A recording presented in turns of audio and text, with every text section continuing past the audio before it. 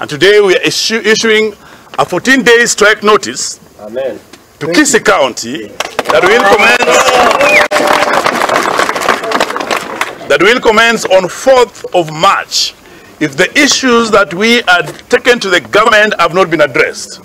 That is, the doctors, the health workers who are being victimized has not stopped. That is, the salary stopped and not reinstated. That the consultants and all the health workers have not been designated to the right position and also promoted to the right places. So we are not begging as unions, because when we lose that right to strike, then we become collective beggars. But we know that we have the right to bargain. And therefore, on 4th of 2024, all the health workers in Kisii, if the issues that we have amended are not addressed, there will be no anybody in the hospitals. Thank you. We are here because promotion has not been happening, and when our members ask for promotion, they are being threatened, and threatened by goons.